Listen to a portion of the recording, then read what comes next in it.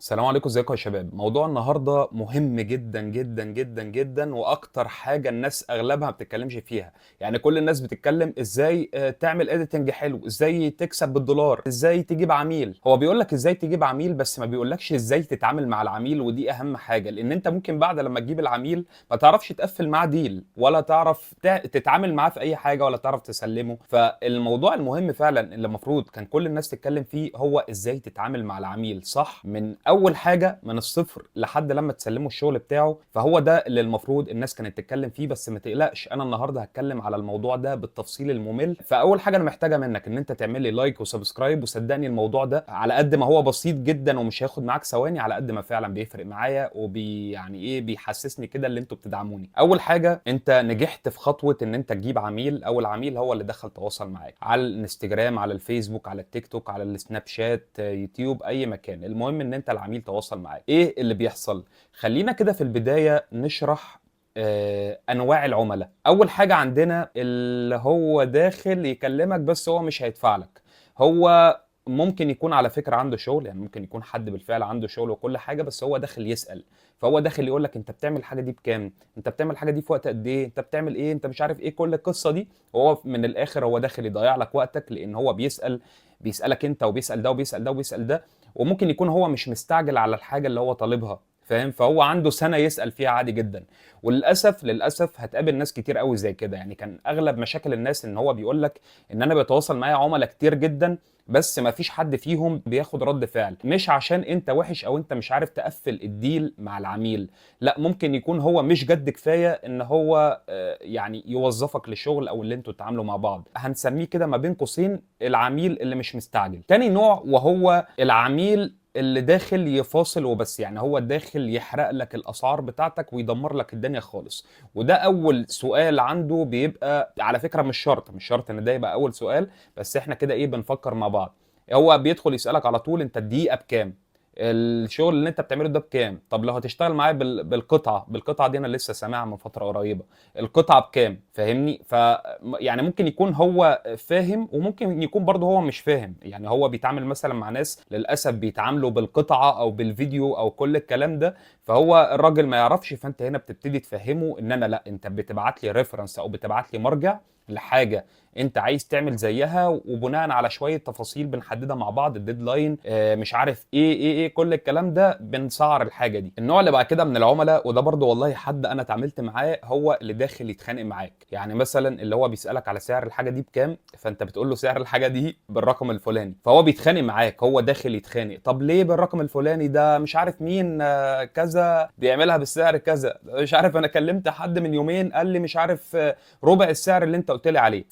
يعني هو ده انت ممكن تقنعه، بس انا كاحمد عن نفسي انا ما بتعبش نفسي اللي انا اقنعه. لان هو يعني عارف، مثلا لو كلاينت بيكلمك والرقم اللي هو بيقوله قريب من الرقم اللي انت بتقوله الى حد ما، فالموضوع بيبقى تمام. انما لما الكلاينت بيبعد قوي، هو كده بيستهزأ بيا، وفي نفس الوقت ايه، هو داخل يتخانق معايا على طول. فده برضو نوع من انواع العملاء. على فكرة انواع العملاء كتير جدا ومش هتخلص، وفي حاجات ولا انا اكتشفتها ولا انت لحد دلوقتي اكتشفتها ولا دخلوا كلموك. العميل اللي بعد كده وهو العميل الهاي اند من الاخر، ده الكلاينت اللي معاه فلوس. دي في الاغلب بتلاقيها شركه مؤسسه كبيره، ما بتكلمكش بقى خالص عن طريق الانستجرام، عن طريق الفيسبوك، عن طريق التيك توك، كل الكلام ده. هي بتدخل تدور على الميل بتاعك، بتدخل تشوف الميل وبتبعت لك ميل، احنا كذا كذا كذا كذا، وبيبعت لك مثلا الاتش ار او الماركتنج مانجر او اي مانجر في الشركه عامه، وبيبعت لك ميل اللي احنا من الاخر عايزين نشتغل معاك. فانت بترد عليهم بميل، بيبعتوا لك ميل ترد عليهم بميل، لحد لما بتوصل معاهم اللي انت بتدخل ميتنج. بعد بقى لما بتدخل ميتنج بتتفقوا على تفاصيل الشغل، وبعد لما بتتفقوا على تفاصيل الشغل بتكون عامه كل حاجه متحدده، الميزانيه بيكونوا محددينها، الديدلاين اللي هم محتاجين الحاجه فيه،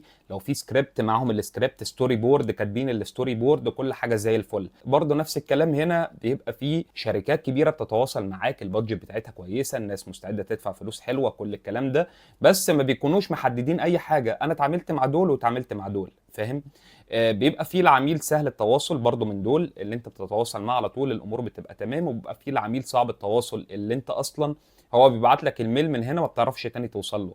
وبيرد عليك متاخر. كل الكلام ده بقى هنجيله بعد شويه. الاساسيات بقى بتاعت التعامل مع العميل بتمشي ازاي بالظبط. بيتواصل معاك حد، ايه الاخبار، انا عندي شركه مثلا، احنا مش عارف ايه، انا الماركتنج مانجر، عايزين نعمل واحد اتنين تلاته اربعه. تمام. فهو في الاغلب هيبعتها لك كده، انا عايز اعمل واحد اتنين تلاته اربعه، او انا عايز اعمل فيديو. انا بكلمك هنا كده في العميل اللي هو اول مرحله او اول ليفل، انا عايز اعمل فيديو. فانت بتقول له طيب ممكن تبعت لي، طبعا بتسلم عليه، ازيك، ايه الاخبار، عامل ايه. كل دي بقى حاجات منطقيه وحاجات بديهيه. ايه الفيديو اللي انت عايز تعمله، ايه تفاصيله. طيب اسهل حاجه هترد عليه بيها ان انت تقول له ابعت لي ريفرنس او مرجع او سامبل او ايا كان المسمى لحاجه انت عايز تعمل حاجه زيها. وبعد كده فسر له ليه. قول له عشان ده بيوريني الستايل اللي احنا عايزين نشتغل عليه، بيوريني التفاصيل بتاعت الشغل ذات نفسه. حتى لو ما كانتش قريبه 100%، بس تكفي ان هي تكون قريبه. بتوريني المده اللي انا هاخدها، فعلى اساسه انت بتحدد له ميعاد التسليم هياخد وقت قد ايه بالظبط. بتوضح لك اذا كنت انت مثلا هتتعامل مع حد معلق صوتي او فويس اوفر اكتور، السكريبت، كل القصه دي. فانت بناء على الفيديو اللي هو بيبعته لك كريفرنس، انت بتقدر تحدد له التفاصيل بتاعته هتمشي ازاي بالظبط. فلازم ان انت اول حاجه تسال فيها العميل، تساله عن الريفرنس. تاني حاجه هيقول لك ده الريفرنس، هتقول له طيب والله بناء على الريفرنس فانا شفت فيه واحد اتنين تلاته اربعه هنحتاج نعمله. الفيديو مثلا محتاج فويس اوفر، فهنحتاج دلوقتي ان احنا نكتب السكريبت. هنحتاج بعد لما نكتب السكريبت ان احنا نتعامل مع معلق صوتي. بعد لما نتعامل مع معلق صوتي هنبتدي نشوف انت في كلاينت بيبقى عايز نوعيات معينه من الفيديوهات. ممكن الفيديو ده يكون عباره عن ستوك فوتج، فيديوهات انت هتنزلها من على النت كستوك. ممكن يكون هو موفر لك ماتيريال. ممكن يكون مزيج ما بين الفيديوز اللي هي اللايف اكشن اللي معاه والستوك فوتج. فانت لازم تعرف العميل هيوفر لك حاجه ولا لا. تمام.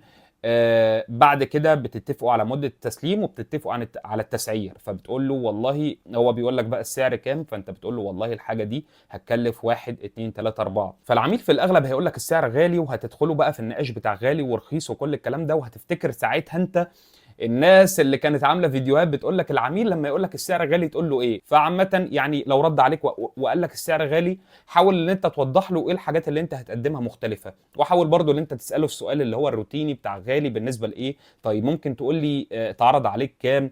او ممكن بقى يعني انسب حاجه تقولها للكلاينت من الليفل ده اللي انت تقول له ان انتوا تحاولوا تقربوا المسافات. قول له انا يهمني ان انت تكون راضي عن السعر وانا برضو اكون راضي عن السعر، فخلينا نحاول نقرب المسافات. هو الراجل لو الميزانيه بتاعته قريبه من الحاجه اللي انت بتتكلم عليها الامور هتبقى تمام.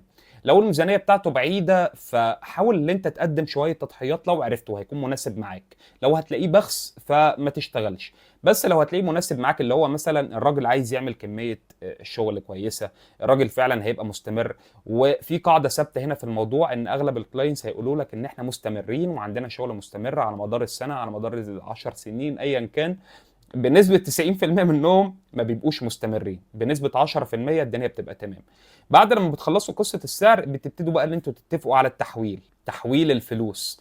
فبتقول له والله انا متوفر معايا مثلا حساب بنكي، متوفر معايا باي بال، تقدر تحول لي على ويسترن يونيون. وسائل بقى التحويل بقى مختلفة، ويسترن يونيون مش عارف ايه، كل القصص دي. اهم حاجة في الموضوع ده انك تاخد 50% قبل كعربون، و50% بعد لما او قبل لما تسلموا الشغل او بعد لما تسلموا له. فالامور هتبقى طيبه في الحالتين. بس في ناس بتقول لك ان انت ممكن بعد لما تسلم العميل ينصب عليك وكل الكلام ده. انت هتحس ان انت فاهم الدنيا صح لما توصل للجزئيه دي ان انت خلاص خلصت الشغل وبتاع. فانت ايا كان، هو لو شخص مش هينصب فعلا عليك، فانت بعد لما تخلص الشغل هو شاف انك خلصت الشغل، فما فيش اي مجال او مفيش اي حاجه تبرر ان انت تنصب عليه. فانت خلاص خلصت الشغل، مش هتبعته له ليه. ف 50% قبل ما تشتغل، من 25% ل 50%، وال 50% الثانيه قبل لما تسلموا الشغل النهائي. تمام. في كلاينت بيقول لك انا مش هدفع لك الا 100% بعد لما بتشتغل. قول له انا مش عايز اشتغل معاك. هو هيطلع حاله من الحالتين، يا هيكون نصاب هينصب عليك للاسف، يا هيكون فعلا شخص ما متعود ان هو ما بيشتغلش الا لما يعني ان هو ما بيدفعش الا لما الشغل بيخلص. تمام. بس الافضل اللي انت تتبعه ما تشتغلش مع اي كلاينت ما يحولكش فلوس. لما تحط ايدك في الحاجه فلازم يكون معاك فلوس يا اخي، على الاقل هتفتح نفسيتك ان انت تشتغل وبتاع وتجتهد، عشان بعد كده انت عارف ان انت تخلص هتستلم 50% تانية. خلصت القصه دي بقى وبتاع، حدد له بقى وقت التسليم اللي انت اصلا كنت محدده. قول له مثلا والله انا هسلمك درافت دي اللي هي النسخه الاوليه او النسخه المبدئيه كمان 5 ايام، كمان 3 ايام. وبعد انت العميل بيستلم منك الدرافت او النسخه المبدئيه دي، بيراجعها وبيديك التعديلات اللي عنده، او بيقول لك والله الله ينور عليك يا معلم، كل حاجه زي الفل، ابعت لي الفاينل فيرجن او ابعت لي الفاينل فيديو. فانت زي ما قلت لك ما بتبعتلوش الفاينل فيديو الا انت برضو ممكن خليك انت شخص فاهم وعندك ذكاء اجتماعي. لما في كلاينت ما بياخدش باله فبيقول لك ابعت لي الفاينل بقى، فانت قول له طيب خلاص الفاينل ده هياخد وقت في الريندر، وهياخد وقت اللي انا اصدره من البرنامج، فمعلش على ما نعمل الموضوع ده حضرتك تكون حولت ال 50% التانية. انت كده قلتها بالشياكة والدنيا بتاعتك زي الفل وكل لوز اللوز تمام. بعد لما خلصت خلاص المرحلة دي بتبدأ ان انت تشتغل فعليا. لازم وانت شغال على المشروع اللي معاك يا صديقي ان انت دايما تتابع مع العميل. بتلاقي كده احنا كفيديو اديتورز بتلاقي في حاجات في النص ما كانتش واضحه في الملف اللي وفره العميل، او ما كانتش واضحه في الريفرنس، او مش عارف ايه. فانت لازم دايما تفضل متابع مع العميل ايا كان في حاجه واقفه معاك او كمتابعه بس مع العميل. اياك تختفي يعني عن العميل خالص. يعني مثلا انت مثلا لو واخد مشروع طويل هيقعد معاك شهر شهرين 3 ايا كان، وفي مشاريع بتوصل لاكتر من كده بكتير، فانت لازم تتابع مع العميل. لان كان في كده يعني كنت في فتره كنت ماسك شركه بره مصر، فكنت ماسك التيم بتاعها. يعني كان معايا حد كان مسؤول اللي هو بيتابع مع الكلاينتس، فكان اغلب الكلاينتس بيشتكوا منه في الحته دي ان هو بيقول لك ان هو ما بيتابعش خالص معانا. فطبعا موضوع المتابعه مع الكلاينت ده مهم جدا جدا جدا. انت بتقول لهم ايه اخر الاخبار اللي انت وصلت لها، الدنيا ماشيه تمام، الدنيا مش عارف ايه. حتى لو انت مش هتوريهم حاجه فعليه فالكلاينت بيكون حابب ان انت تتابع معاه زي اي شغل في الدنيا. دي اول نقطه، المتابعه مع الكلاينت. تاني حاجه هقول لك بقى لما بتيجي تسلم الكلاينت الدرافت او النسخه الاوليه إيه اللي بيحصل. الكلاينت مثلا بيقول لك والله زي الفل وكل حاجه، بس انا عايز اغير الميوزك، عايز اغير الموسيقى اللي انت مستخدمها. ساعات الموضوع ده بيكون صعب، لان انت لما تيجي تغير الميوزك فانت عملت كاتون بيت او قطعت على البيت بتاع الميوزك، فانت كده خربت الشغل بالكامل. فطبعا لازم زي ما قلت لك في البدايه كل حاجه تبقى واضحه وصريحه. انت لما بتيجي تشتغل على مشروع انت بتوفر كذا اوبشن وبتبعتهم للكلاينت. ها يا جماعه الخير، حابين تستخدموا اي حاجه من الحاجات دي؟ عايزين تستخدموا رقم 1 أو 2 أو 3؟ لان انت كمونتير لازم تكون فاهم ان انت لو هتعمل شغل وبعد لما تخلصه او تسلم العميل الدرافت وي- ويقول لك غير لي الميوزك، ان انت كده خربت الدنيا كلها. فدي كده اول مشكله بيقابلها اي فيديو اديتور. تاني مشكله ان هو يقول لك مش ده الفونت اللي انا كنت عايزه. فهنا برضو رجعنا للاتفاق ان انت بتاخد منهم الهويه بتاعتهم. الهويه دي يا شباب بتبقى شامله الالوان، الفونتات اللي بيستخدموها، اللوجوز او الشعارات. في شعار السكندري لوجو، في شعار مش عارف مين لوجو، في مش عارف كذا. في نسخ كتيره جدا من الشعارات. في شعار بيفضل ثابت على الفيديو، في شعار تاني بتاع الاوترو ده بيبقى مختلف شويه عن يعني في قصه كبيره. فدايما تسال العميل وتقول له انا محتاج الهويه بتاعت البراند او البراند ايدنتيتي، او محتاج الجايد لاين. يعني لازم تساله على الملف ده تمام. بيبقى في عميل غامض، عميل بيقول لك والله هو حلو بس حاسس ان هو مش عاجبني قوي، فاهمني؟ فده كده بيكون للاسف كلاينت ايه يعني الدنيا مش افضل حاجه معاه. فانت بتقول له والله انا عملت لحضرتك حاجه زي الريفرنس بالظبط واحسن من الريفرنس تمام. يعني كان في كلاينت اتعاملت معاه بس ده كان من فتره كبيره قوي، كان عايز شغل معين. فبعد لما عملت له الشغل ده بيقول لي انا حاسس ان هو جامد جدا بس حاسس ان هو ناقصه حاجه. فدي برضو بتبقى مشكله في شويه كلاينتس اللي هم بيكونوا مهزوزين او مش واثقين قوي او مش عارف ايه او فاهم. انا حاسس ان هنا لازم تعمل حاجه يا عم، لازم اعمل ايه؟ هو مش عارف. بيبقى في برضه نوعيه الكلاينتس التانيه اللي هو ما بيبعتلكش ريفرنس، يقول لك والله انا ما عنديش ريفرنس تمام. فانت اعمل الشغل ده زي ما انت شايفه. بالله عليك يا صديقي اياك تقع في النقطه دي لو انت مش مالي ايدك قوي من الكلاينت او من الشركه اللي انت بتتعامل معاها، اللي هو بيقول لك انا عايز بقى حاجه على ذوقك وحاجه على مزاجك. هتلبس لبسه مش كويسه قوي بنسبه 90 او 80%. لان الكلاينت ده هيجي في الاخر يقول لك والله مش عاجبني، والله انا بقى شايف ان انت تعمل 1 2 3 4 5 6 لحد مليون. هتلاقيه جاب لك 500 مليون تعديل. طيب يا باشا انت مش قلت لي اعمل حاجه على ذوقك واعمل حاجه انا شايفها وكل الكلام ده؟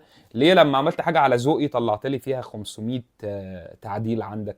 فخلي بالك برضو من الحته دي، لازم تخلي الكلاينت ايا كان يبعت لك ريفرنس، حتى لو هو مش عايز زي الريفرنس 100%، بس عايز زيه مثلا 60 70%، فانت هنا بقى عندك دليل معين انت تمشي عليه. جميل جميل جميل. خلينا بقى نشوف نوعيه الكلاينت اللي بعده. الكلاينت اللي هو بيضطر ان هو يشارك الفيديو مع 500 واحد. ده الكلاينت من الليفل الاول او الليفل الثاني، بيضطر ان هو يشارك الشغل اللي انت عملته له مع 500 واحد. ففي واحد هنا بيقول رأيي، والتاني والتالت والرابع والخامس، وهو مذبذب في النص مش عارف يعمل ايه ومش واثق فيك قوي اول مره تتعاملوا مع بعض، فالموضوع بيبقى صعب. ده تتعامل معاه برضو عن طريق الريفرنس، زي ما احنا قلنا، اللي انت عملت له ريفرنس معين هو الراجل يا عم خلاص هو لا انا عايز التعديلات دي، فهتقول له والله ان التعديلات دي قيمتها هتكلف 25% من اجمالي الفلوس بتاعه المشروع. انت لو كنت طالب مثلا $100 هتقول له ان التعديلات دي هتبقى تكلفتها $25.